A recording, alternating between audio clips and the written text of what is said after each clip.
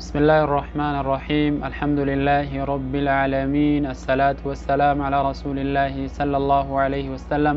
السلام عليكم ورحمة الله وبركاته. أمة إسلاما أكم جرتو أردفتونا من تابراس نغاكي السني نغاكو تقلت ربي الحمد لله ربي انقلن نغا والتدي بنجرا قلن نساء قو سنين جيشا برنوتا كينيا كتا كورنا فارغين جرا الحمد لله. Egaa haga xumura qophii keenyaatti nu faana tura. Gaafiif deebii keenyas akka armaan gadiitti isiniif dhiyaata. Isinis immoo amma dandeessan deebisuu yaala isiniin jedha inshallah koomentii jalatti carraa isinii kennee isin eegaan deebisa waan ta'eedhaafi isinis deebisuun isinaa isiniin jechuu barbaada. Asumaanuu haga xumura qophii keenyaatti nu faana turaan affeerraa kiyya. Namoonni chaanaalii kanaaf haaraa taatan immoo subscribe like gochuullee hin dagatina. Akkasuma gara TikTokii kootiitiinis warri na hordofaa jirtanu follow like akka gootanu kabajaan isin gaafadha. Riyoottan keessaniifis sheerii akka gootanu bakka dogongorettis immoo akkana sirreessitanu buleewwan warri viidiyoo kana dhaggeeffataa jirtanu isiniin jechuu barbaada. Guddanaaf galatooma warri na jajjabeessaa jirtanu jazaakumullahu khair isiniin jechuu barbaada. Dhiiran jenne shamaran jenne guddaa hunda keessaniyyuu guddaa saanaaf galatooma isiniin jedharra deebi'ee garuma barnoota keenyaatti dabarfannaati. Introo kana booda walitti deebina turtii gaarii bakka tokko hin deemina na hordofaa haga xumuraa isinitti dheeressu isiniin jechuu barbaada. Turtii gaarii. Maqaan rakkoon qabu achi moggaafamaa hajabaluu taanaan shartiin isaa guutamaa keessi duwwaa carqii hamaa maantuu lama hammuhum jireenya duniyaatu ibaadama. Egaa walitti deebinee jirra. Bismillahirrahmanirrahiim. Maqaa rabbii guddaatiin jalqabna. Jalqabni gaafiin tokkoffaan rabbiin quraana keessatti ibliis jecha jedhu bakka meeqatti dubbatee jedha. Gaafiin kan tokkoffaan jecha ibliis jedhu rabbiin quraana keessatti bakka meeqatti dubbatee jedha.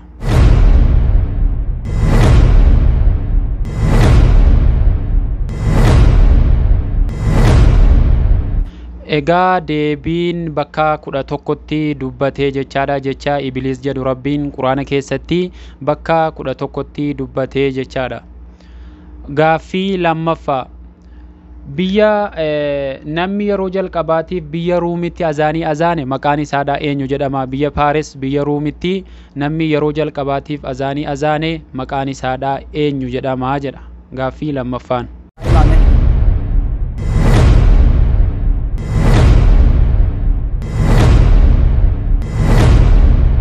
Deebiin Abdallah ibn Tayyib jedhama jechuudha. Abdallah ibn Tayyibii maqaan isaadha kan yeroo jalqabaatiif biyya ruumitti azaane jechaadha. Na duuka irtuumi laayikii gochuun dagatinaa isiniin jechuu barbaada. Laayikii sana tuqaa subscribe godhaa isiniin jedha sumaanuu. Gaaffii sadaffaa namni jalqaba afaan arabii haasa'e eenyu jedha. Nama keessaa namni yeroo jalqabaatiif afaan arabii dubbate eenyudha jedha.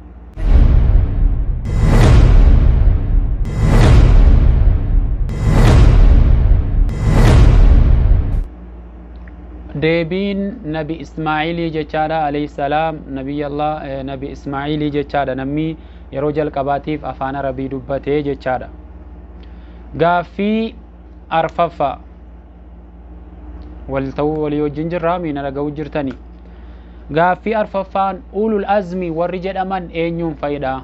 Ulul azmi jechuun warra nabiyyoota keessaa rabbiin isaan caalchisee jedhee ulul azmi warri jedhamanu isaan nama meeqa eenyuuf eenyuun fayyi maqaan isaaniidha jedha.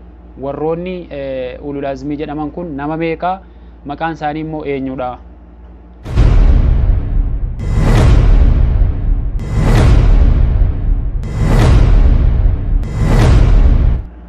Deebiin nama shanii jechaadha. Isaanii ulul azmi jedhamanu nama shanii jechaadha warra rabbiin isaan filate ulul azmii keessaa. Tokkoffaa nabi Muusaa, lammaffaa nabi Nuuhii, sadaffaa nabi Ibraahim, arfaffaa nabi Iisaa, shanaffaa nabi Muhammadi sallallahu alaihi wasallam alayhi salatu wassalam. Hunda isaanii irrayyuu nagaa rahmani rabbi ajiraatu. Isaan kana shananii jechaadha ulul azmi warri jedhamanuu jechaadha. Gaaffii shanaffaa salaanni attaraawii zamana kam keessaa karaa godhamee jedha. Salaanni attaraawii zamana eenyu keessaa karaa godhamee salaatamaa ture? Salaanni attaraawii kan Ramadana keessa salaatamu kun zamana kamiin keessaa kan karaa godhamee ummanni salaataa ture jedha.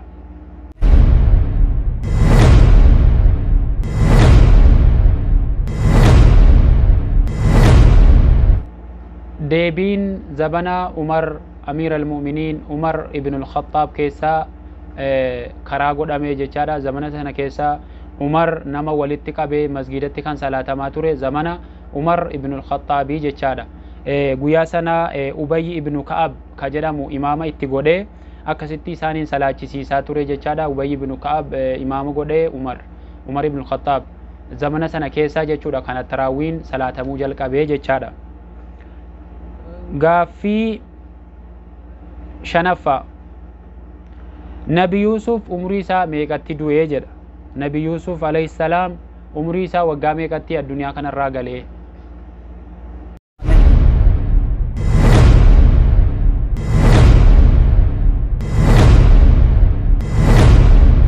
deebiin umrii isaa waggaa 110tti addunyaa kanarraa galee jechaadha. Umrii isaa waggaa 110 jechaadha Nabi Yusuf. Gaaffii ja'affaa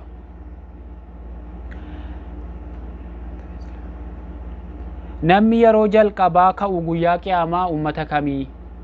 Namni yeroo jalqabaa ka'u eenyudha jedha guyyaa qiyaamaadha. Namni guyyaa qiyaamaa jalqaba ka'u eenyudha?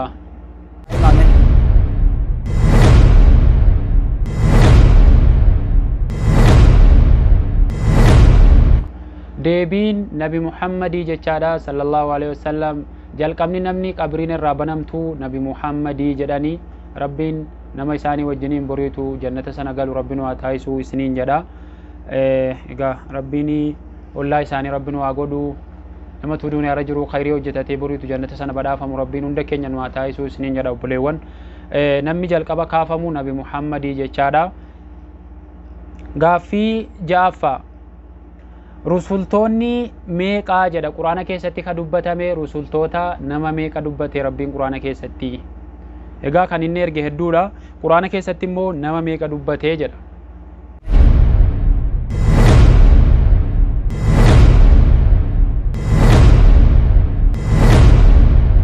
deebiin nama 25 dubbatee jechaadha quraana keessatti. rusultoota nama 25 jechaadha. isaanis Aadam وإدريس ونوح وهود وصالح وإبراهيم ولوط وإسماعيل وإسحاق ويعقوب ويوسف وأيوب وشعيب وموسى وهارون ويونس وداود وسليمان وإلياس واليسع وزكريا ويحيى وعيسى عليه السلام الصلاة والسلام وكذا وذو الكفل عند كثير من المفسرين وسيدهم محمد صلى الله عليه وسلم.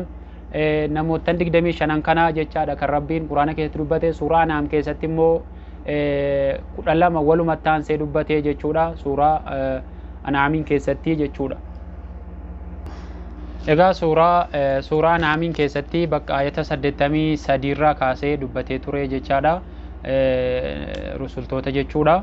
Egaa warri ergaman nama 25 jechuudha. rusultoonni walumaa gala immoo nama 313 jechaadha. rusultoonni nama 313 kan Rabbiin erge isaan keessaa immoo 25 quraana keessatti nu dubbatee jira. Egaa namootan hedduu immoo akka Zulkiflii faa qissaa isaa yookaan seenaa isaadha Rabbiin dubbanne nabiyyoota hedduudha kan inni ergee jechuudha. Gaaffii torbaffaa anbiyoota meeqa ergee jedha Rabbiin? Anbiyoota meeqadha kan ergamanii jedha.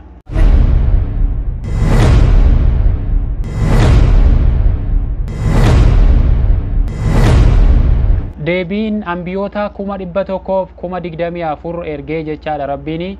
anbiyoota 124 jechaadha. isaan keessaa 25 quraana keessatti dubbatame 313 kan dubbatamanii 25tu dubbatamanii jechaadha quraana keessatti.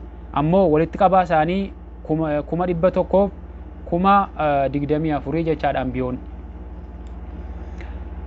dubartiin ani nabiyyiidha ofiin jette maqaan isiidha eenyunni? dubartiin ani nabiyyiidha ofiin jette maqaan isiidha eenyu jedha gaaffii 8ffaan.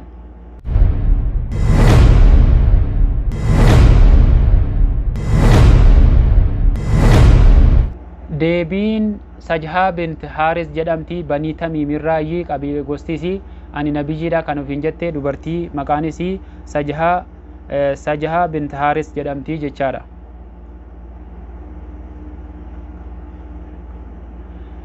Sahabaa keessaa ergamaa Rabbii ajjeesuu dhufee islaamummaa qabate maqaan isaadhaa eenyu jedhamaa jedha. Sahabaa keessaa ergamaa Rabbii ajjeesuu dhufee achumaan shahadaa qabate maqaan sahabaa sanaa eenyu?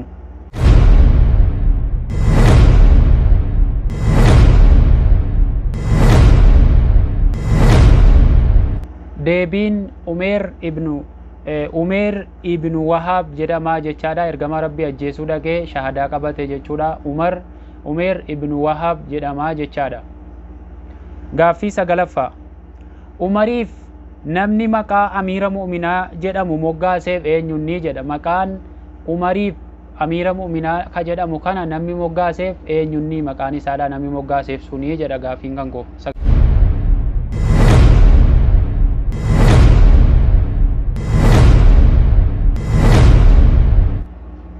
deebiin Labiid ibnu Rabi'aa jedhamaa jechaadha. Namtichi maqaa Amiira Mu'minaa Umar ibn al-Khattaabiif moggaase Labiid ibnu Rabi'aa jedhamaa jechaadha. Gaaffii kan koo xumuraa yookaan kadhumaa gaaffii 10ffaa barreessaan rasuulaadha sallallahu alaihi wasallam maqaan isaadha eenyu? Barreessaan rasuulaa kan yeroo wahyiitti yeroo ergaan itti dhufu kan barreessuuf maqaan isaadha eenyunni jedha sahabaa keessaa.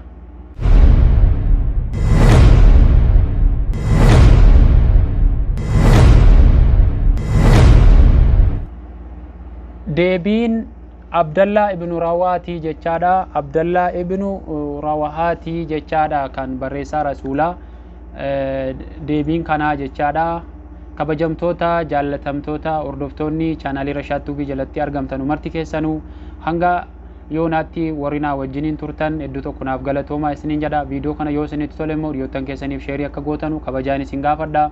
Qophii kana fakkaatuun haga walitti deebinu. Wassalaamu alaikum warahmatullaahi wabarakaatu. Nagaan naa jiraadha. Maqaan rakkoon qabu achi moggaafamaa hajabaluu taanaan sharxiinsaa guutamaa. Keessi duwwaa carqii hamaa maantuu lama hammuhum jireenya duniyaatu ibaadama.